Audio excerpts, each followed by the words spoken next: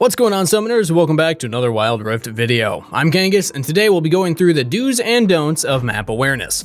Map awareness is one of the most important strategic concepts in Wild Rift, and this fundamental skill goes way deeper than just looking at the minimap every few seconds. If you want to become a master of map awareness, or just improve this vital skill to win more games, you're in the right place. But before we get into it, real quick, I want to remind you to join our Discord server dedicated entirely to Wild Rift. If you want to make friends who are trying to improve just as much as you, that's the place to be. With that said, let's get into it. Map awareness is a fundamental underlying concept that must be understood if you're to rise the ranks. Being an underlying concept means that it is involved in nearly every single situation that arises in a given game. Looking to gank? Check the minimap. Hoping to teamfight? Check the minimap. Trying to play safe in laning phase? Check the minimap. All of these scenarios and skills are heavily influenced and sometimes even completely decided by how good your map awareness is.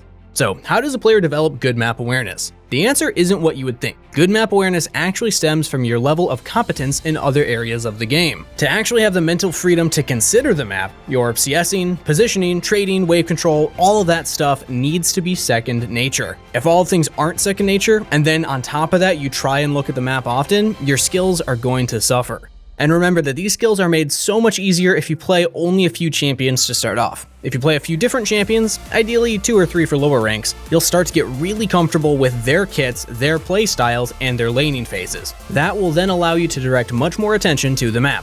One of the more core skills on the Wild Rift is being able to play without looking at your character. You want to be looking at other things, like your opponent, the minions, and then the map. If, when playing your games, you notice that you have to look at your champion a lot, then you need to simply play more games of that specific champion in order to get more comfortable. You need to have the mindset that through getting really comfortable on a champion, you'll develop map awareness. It is a 2-step process.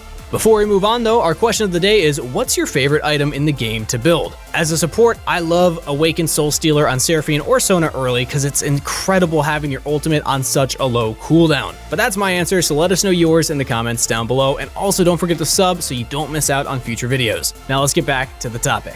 The most classic scenario in which someone will bring up the topic of map awareness is when they get ganked. And while it's incredibly important when avoiding ganks, the fundamental of map awareness goes beyond just avoiding bad situations. When this skill is used correctly, it will actually lead you to taking more initiative, play on the forward foot, and make more proactive and informed decisions rather than reactive. Because Fog of War exists inside the game, it's really important to understand that Wild Rift is all about information. The information that you intake inside of a game largely defines the quality of the decisions that you will make, and ultimately makes up at least half of the equation to being a great player. So, how do we make more informed decisions based on map awareness? Well, first we need to know what to look for on the map.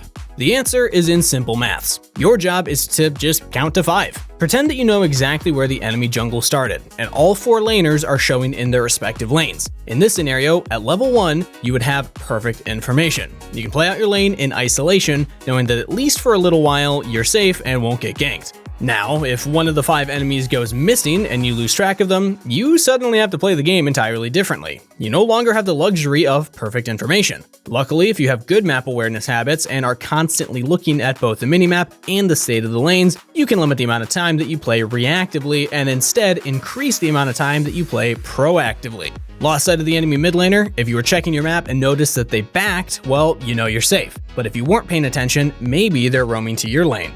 Remember, map awareness is not a defensive skill. It is a fundamental skill, meaning it can be used both defensively and offensively. For example, you can see opponents basing in other lanes or see the enemy jungler topside, and know that as an AD carry, you can now play aggressively. This means you can either hit the tower and try and get more gold, or you can ping your team to take the dragon. Being incredibly focused and aware of where the 5 opponents are will make your decisions faster and of higher quality. Another incredibly important skill is understanding that having no information is still information. If your jungler is ganking top and the enemy jungler doesn't appear to counter gank, where do you think that player is likely to be? It's more than likely their bot side, either counter jungling in response to your jungler showing on the map, or actually trying to gank bot side. This scenario is what is known as a cross-map play, and we can use the minimap to see our own teammates' movements and begin the decision-making process to identify this trend. This is where a lot of players will go wrong and where I especially struggled when I first started playing. They'll use the minimap only to look for the enemy jungler and sometimes for if the enemy laner goes missing. But it's equally important to know what your teammates are doing and then extrapolate the opponent's response from that. This might sound confusing, but the tendency we are exploiting here is simply that when your jungler shows on the map, the enemy jungler will look to make a play on the opposite side. So keep that in mind and respect the potential that you could get ganked. In the mid game, it becomes incredibly important to track all 5 members of the enemy team. This is important because you need to know when your opponents have the ability to force a fight using a numbers advantage. The most glaring example of this is when someone is farming a side wave in the mid game. Of course, this occurs on a smaller scale throughout the entire game. As both a laner and a jungler, you need to be constantly aware of when you have a numbers advantage on your opponent, and even more so when they have a numbers advantage on you. You may like to split push as Fiora, but if their mid laner and jungler are missing, you gotta back off. The 2 main pieces of information you need to be looking out for that indicate your opponent can create a numbers advantage are as follows: when your teammates recall and when enemy laners go missing. Both of these pieces of information can be learned through the minimap by making a habit of checking it periodically. But there is a step beyond this that can lead to more refined decision making. Instead of only checking the map for these obvious pieces of information, you want to be constantly assessing the states of the lanes and the junglers in order to predict what will happen next. This will allow you to create a more defined plan as to what to do in the next few minutes of play. For example, you want to be on your toes and know the position of all 5 enemy champions so you can best capitalize on moments like where you outnumber your opponent, where you're safe to play standard, or when you need to play safe. When you get roamed on, it usually isn't just because the enemy mid laner just randomly decided to walk bot lane out of base. It's usually because he set up his roam minutes in advance. You can use the fundamentals of map awareness to look at the position of the minions in the other lanes in order to gauge whether or not that laner has the ability to roam. For example, if your mid laner is pushed under your mid tower, it's much more likely that the enemy mid laner will then roam. This is way more likely than if they're already shoved under their tower, because if they roam, they miss out on a lot of experience and gold through their CS. So in essence, the information that leads to a roam is available much earlier than when the enemy actually goes missing from lane. It becomes available by identifying their lane state and predicting what their next move will be. To separate yourself from other players, you really want to know what will happen in every other lane and consistently play around it. We already spoke about how as a jungler, it's important to become so comfortable kiting your camps that you're able to constantly check the map and look at lanes. But the same can also be true for laners. As a laner, it's incredibly important that you use your downtime to check the map. Downtime for a laner includes any time that you aren't CSing or taking trades. Wild Rift isn't a game where you can just chill out and relax. You need to constantly be intaking and absorbing information. Your goal as a laner should be to get to a point where you are so comfortable laning that you can instead focus on the map. Of course, the better you get at your given champion in your chosen lane, you'll have much more freedom to play the map as opposed to just playing your lane. This is another reason why we recommend you have a smaller champion pool, so you have to focus less on the specific mechanics. You'll be surprised how much downtime there actually is inside of a laning phase, and once you get more competent, you'll be able to almost constantly check the map. A massive portion of the game that everyone can utilize to check the minimap is during your time walking to lane. In this time, you can check everyone's HP and mana, the direction the waves are pushing, and get a good idea of where the enemy jungler is. This is a critical part of the game in dictating what you will do once you get back to lane, and can be the difference between you just sitting there farming and being a proactive roaming god. Another tip we have for you is to look at the HP bars of your teammates at the top of the screen. If you see your teammates' HP dropping low, it could be an indicator that something important is happening on that side of the map. When your teammates are heavy trading, it usually means there'll be an opportunity for you to move in and impact the fight.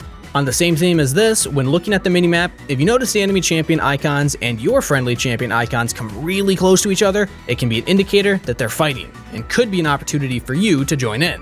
Turns out, knowing where enemy champions are on the map can also affect your gameplay in really subtle ways. For you laner players out there, this is called leaning.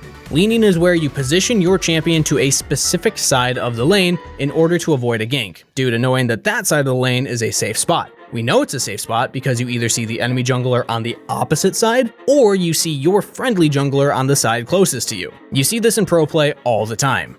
Keeping an eye on potential ganks and knowing how to lean instead of completely backing off is a great way to absorb pressure and utilize your map awareness. The final piece of the map awareness puzzle comes in the form of pings. Once you understand the map, understand what it means to create and capitalize on opportunity, and of course use your downtime to intake information and then act on it, you want to be able to communicate this information to your team. In Wild Rift, this is done through pings. If you see the enemy jungler running to a lane to gank, ping danger. If you see your own enemy laner leave to roam, ping danger on the lane that they're moving to. If you see a fight that you can impact and want to run there, of course, ping on the way. This may sound super simple, and of course it is, but this is one of the most important ways to use map awareness to win games. And when done consistently, you can save your teammates' lives over and over again. So that's going to wrap up this video on map awareness. If you want more educational Wild Rift content to make sure you rise through the ranks, or just want to know which champions are the strongest every patch, make sure to sub to the channel, like the video if you enjoyed the content, and as always, best of luck on Wild Rift, make sure to stay hydrated, and wash your hands. I'll see you in the next one.